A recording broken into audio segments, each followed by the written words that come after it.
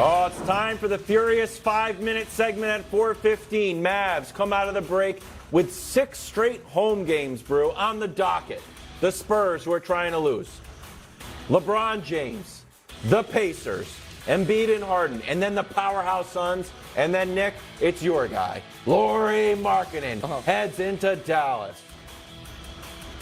I'm going to start with you, Nick. Okay. What do you need to see from the Mavs? Well, since you gave the schedule, it sounds like you want to know like a win-loss record. Well, they've got to go a minimum of 4-2. Okay. To me, there's 3 layup wins. The Spurs, the Pacers, and the Jazz. And I understand that sounds disrespectful to the Jazz, but I don't think the Jazz are trying to win at this point. Better than the Lakers, though. I understand what their record is, Wilds, and that's fine. You want to include the Lakers as a layup win? That's fine. I wouldn't, but that's your take. We can redo the LeBron conversation if you'd like. I'd like to talk about Luka Doncic right now, my friend. And so in those 3 games, I think that 2-1 would be great against the teams that are really trying to win right now. Yep. But it's, to me, less about record and more about these 2 questions, Brew. First one is Luka.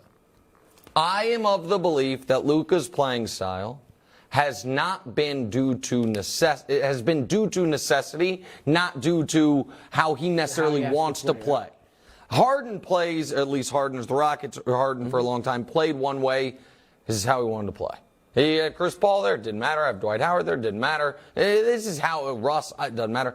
Luka has never had a great player alongside him. He had Jalen Brunson, who's a very good player, turn into that alongside him, but it was not there. He now has a great offensive player alongside him, and I believe we will see a different version of Luka.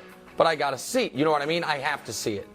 And then the Kyrie part of it, I need to see Kyrie be just basketball's Kyrie Irving. Okay. And I say that not to be patronizing, not any of it, but he has an ability to burn buildings down unintentionally.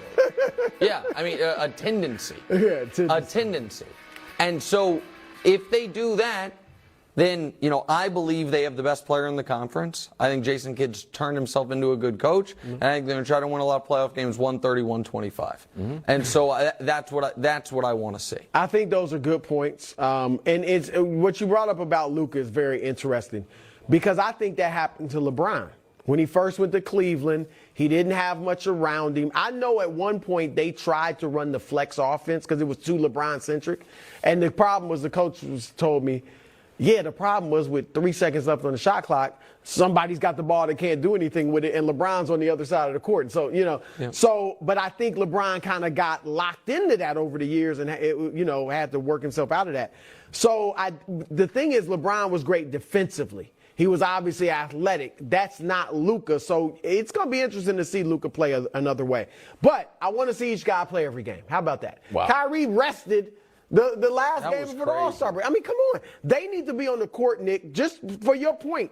They need to be on the court as much as possible to get used to each other, number 1. 2, I want to see a little defense, a little commitment. They gave up 128 points per game in the 2 games they played together.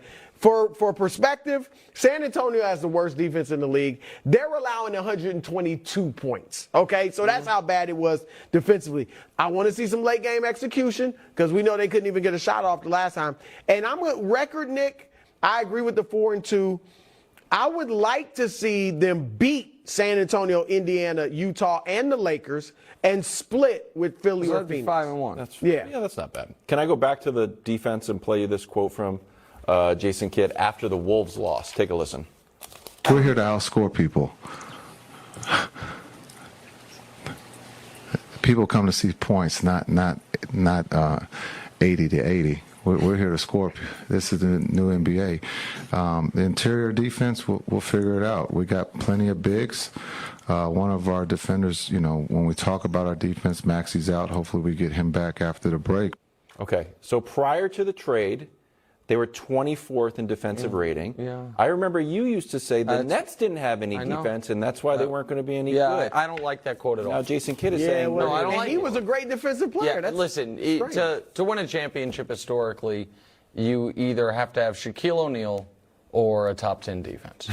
Like the Lakers in their heyday didn't always have it, but that was because Shaq was kind of coasting, and and so during the regular season. And I think the LeBron Cavs that won it, I think were maybe 11th, so maybe just right outside. But you can't win a championship without a good to very good defense, and that's been one of my concerns for the Mavs all year, Brew, because last year they were a good defense. Jason Kidd got there. Luka wasn't a great defender, but they put pieces around him that could defend, and Luka took care of the offense. All year long they've been a bad defense. And then they decided, you know what? Can't fix the defense. We're going to double down on our strength here. And so my basketball beliefs tell me can't win a championship that way. However, because I am Mr. Consistency, I can't change my pick of the Mavs. You're consistent on both sides. Olive branch. It sounds like you want an olive branch, Nick. Are you going to grab one? I don't have one in here. Okay, well, but I'll get one. What an okie doke. I might have taken it. You know what? Now, never mind. I might have taken it right there. He's going to offer me an olive branch. Dusty, I thought I had olive branch. He's going to offer me an olive branch, and he doesn't give me one. I looked in there. The only thing there is a Baker Mayfield T-shirt. The old Baker Mayfield off the leash shirt. What is that? Nothing else. Some Fox Sports stickers. That's it. Well, the Cowboys finally land Odell. No, we gave up on that. We weren't that successful. Only college action last night. West Virginia was up on Oklahoma. That's Trey Mitchell with a big dunk. I really like West. It's going to cost these kids their eligibility. That's about the 8th time we've seen that dunk. It's an NCAA violation to be included in the medals before you're in the NBA. We don't medal have stand. NBA. Oh, but we do. Medal standings. Standings, there you go. After the All-Star break, Luka with a large lead. Giannis and the Joker right after. Can I call a quick timeout? Thank you, Wilds. Thank you. When Luka scored 60 points, I gave him all 3 medals, so that's fine. Take away a silver and a bronze. So he has 1 extra silver, 1 extra bronze. how much are those worth? They're worth a total of 4 points. So 78 minus 4, Wilds, get out your calculator. It's 74. So he still has a 15-point lead on the field. I also, by the way, gave LeBron all 3 medals the day that he broke the all-time scoring record. So take 4 points away from him, too. So he's at 37. Dame jumps him. Well, let's just be accurate. Who's in charge of this? It's totally wrong. The rules seem a bit willy-nilly. It's totally wrong. You guys are gonna I'm just saying, you just admitted I said one thing, and next thing you know, you start spilling your guts on how LeBron has got it erroneous. It's not erroneous. He won those medals that day. You know what? When the time to bring up that objection was the day of. How many did Donovan Mitchell win? He scored 71 points. He got a bronze. He got a gold. He actually had 0 bronzes on the standings. These are what pre-production meetings we need to redo those. Make your own goddamn medal stand. Come back with the accurate standings. Right. Okay? There's still no with games. the real standings. There's still no Those games. were the standings. It didn't look like it. Unlike the tiers, these are the standings. Oh, that's why I got lost. Yeah. That was good, Nick. Wilds is out here crying with laughter. Jerry Jones, Hobbs is telling me to talk about Odell. Sorry, Hobbs. I'll get to this ridiculous story in a second. Jerry Jones on Odell will be talking. Surprise! We've been doing this story for 6 months. Nothing's happened.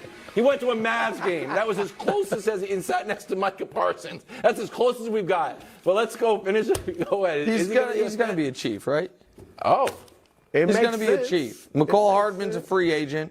Juju's a free agent. Now, I think they want to bring Juju back, but I do wonder if Juju is going to try to get a multi-year, somewhere else, higher dollar deal elsewhere. And if Odell wants, it'd be unbelievable. And I do think, and I know you guys don't want to hear it, but I do think now the Chiefs won this Super Bowl under these circumstances, they are going to become the team that guys in Odell's stage of career. I've made a lot of money. Yeah. I have a couple good years left, but I'm not still like a star as far as what my performance is. I think they have fun with Andy Reid as opposed to like the rigorous environment you used to have with Belichick back when the Patriots used to be good way back when. I think that the Chiefs will get a lot of guys like that, but I think Odell makes sense there. I agree. Really? Well, I think the Melvin Gordon thing was like, hey, I won. Yeah. I think he might just want the money. Because he's got his ring. It doesn't matter as much for receivers. How about that? Rings. I mean, it's nice, but nobody's counting. Giants, yes or no? Get the money. No, I just told you he's going to the Chiefs. Giants? Well, yeah. Back with Daniel Jones. Speak.